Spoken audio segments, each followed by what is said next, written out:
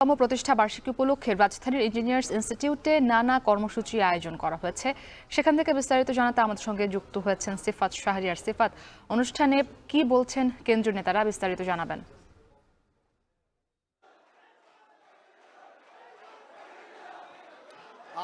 মুক্তি, আমরা এখন যেখানে রয়েছি ইঞ্জিনিয়ারিং ইনস্টিটিউশনে, এখানে ছাত্র দলের 46তম প্রতিষ্ঠাবার্ষিকী উপলক্ষে একটা আলোচনা সভার আয়োজন করা হয়েছে। এই আলোচনা সভাটি কিছুক্ষণ আগেই আনুষ্ঠানিকভাবে শুরু হয়েছে এবং নিশ্চয়ই আশপাশে দেখতে পাচ্ছেন যে এখানে যারা নেতাকর্মী রয়েছে বিভিন্ন ইউনিটের, তারা ইতিমধ্যে এখানে এসে উপস্থিত হয়েছেন এবং এই তাদের 46তম প্রতিষ্ঠাবার্ষিকী উপলক্ষে সকাল থেকে নানা আয়োজন শুরু হয়েছে। শুরুতে সকাল 10টার পরে বিএনপির যিনি প্রতিষ্ঠাতা রয়েছেন জিয়াউর রহমান, তার সমাধিতে শ্রদ্ধা নিবেদন করেন দলের নেতাকর্মীরা।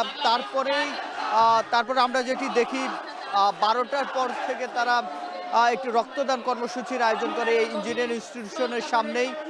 এবং এখন যেটি এই আলোচনা সভায় দলের ভারপ্রাপ্ত চেয়ারম্যান তারেক রহমান উপস্থিত থাকার কথা রয়েছে এবং সেই সাথে দলের মহাসচিব মির্জা ফখরুল ইসলাম আলমগীর উপস্থিত থাকার কথা রয়েছে। যদিও আমরা এই মুহূর্তে যেটি দেখছি, মঞ্চে এখনো মহাসচিব না আসলেও কিছু কেন্দ্রীয় নেতা কিন্তু ইতিমধ্যে এখানে এসে উপস্থিত হয়েছেন এবং ছাত্র দলের বর্তমান সভাপতি এবং সাধারণ সম্পাদক সহ আমরা যেটি দেখছি, আমরা কেন্দ্রীয় নেতা শামসুজ্জামান দুদু, শহীদুদ্দিন চৌধুরী, অ্যানিকে দেখতে পাচ্ছি, যারা ইতিমধ্যে এখানে এসে মঞ্চে উপস্থিত হয়েছেন এবং আমানুল্লাহ আমানকেও এখানে দেখা যাচ্ছে।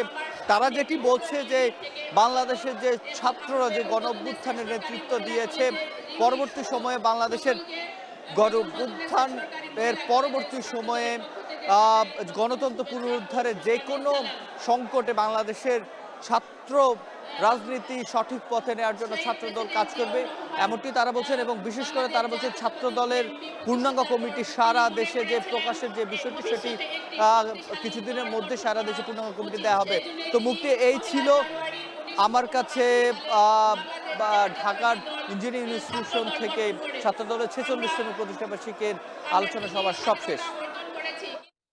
যুক্ত ছিলেন সহকর্মী সিফাত শাহরিয়ার। সবচেয়ে মজবুত আরএফএল ল্যাডার, যা